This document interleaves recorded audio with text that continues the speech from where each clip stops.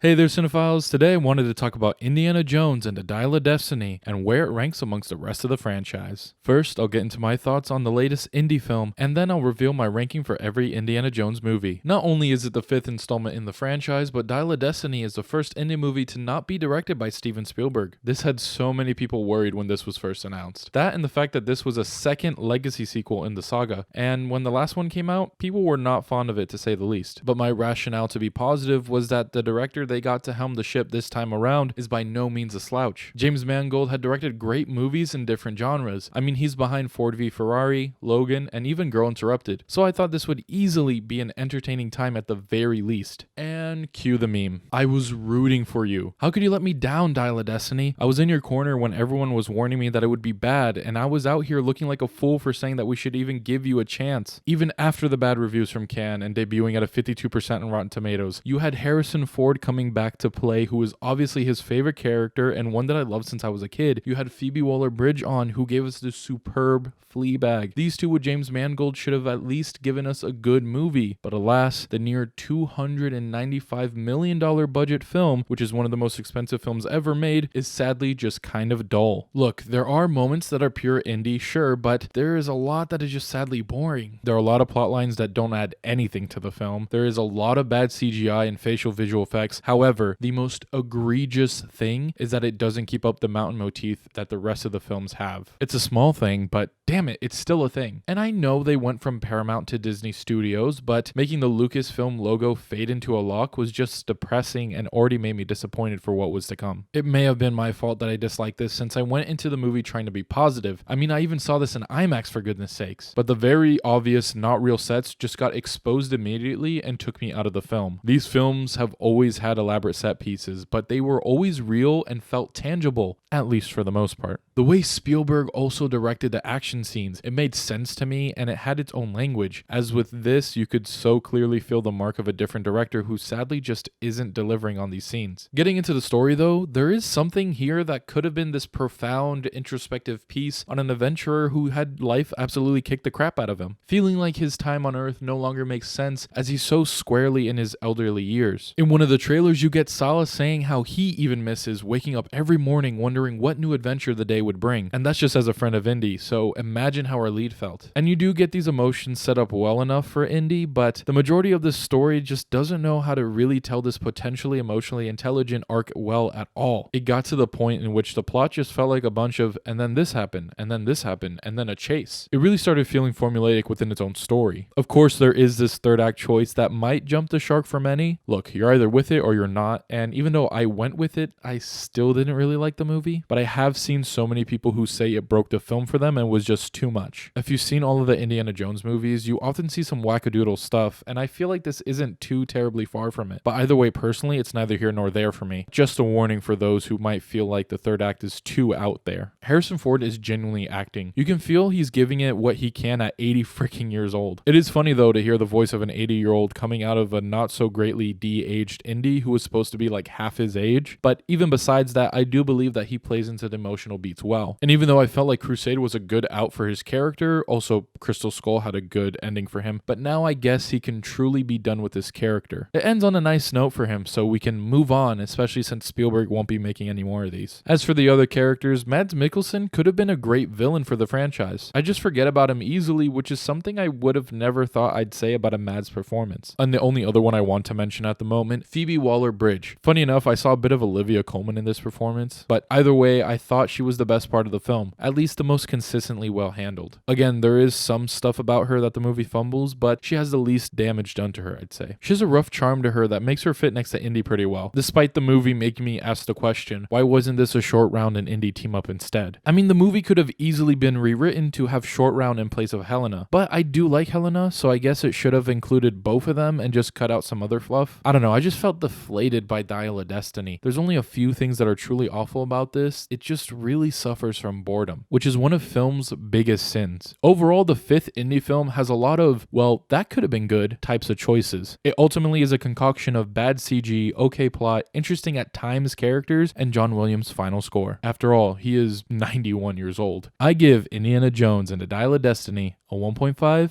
out of 5 stars.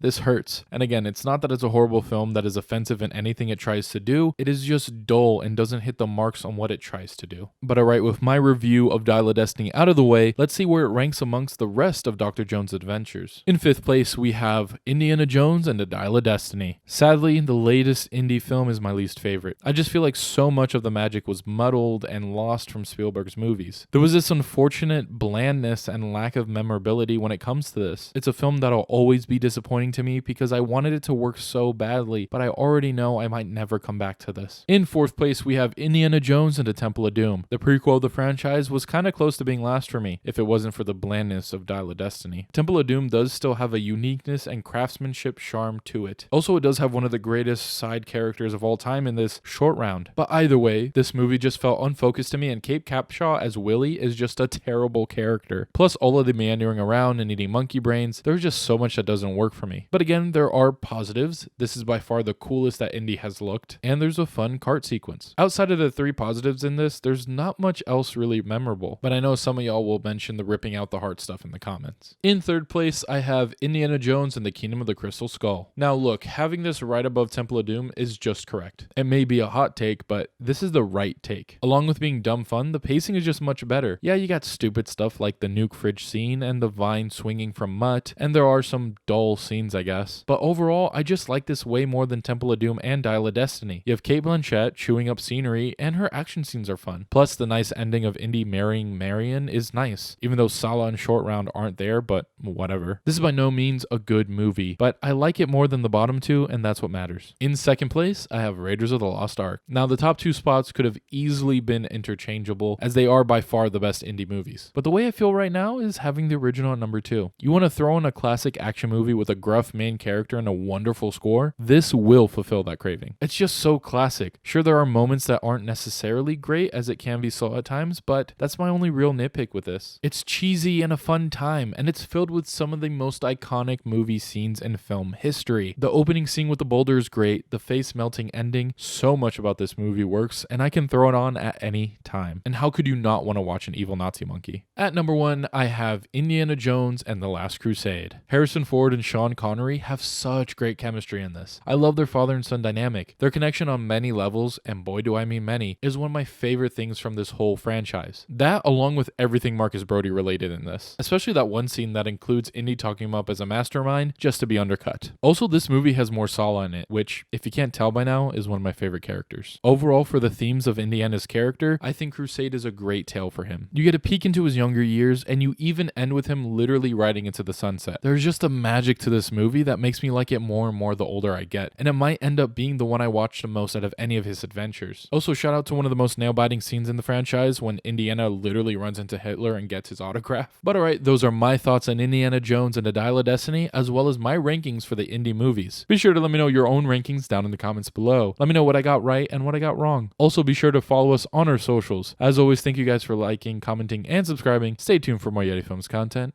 and I'll watch you later.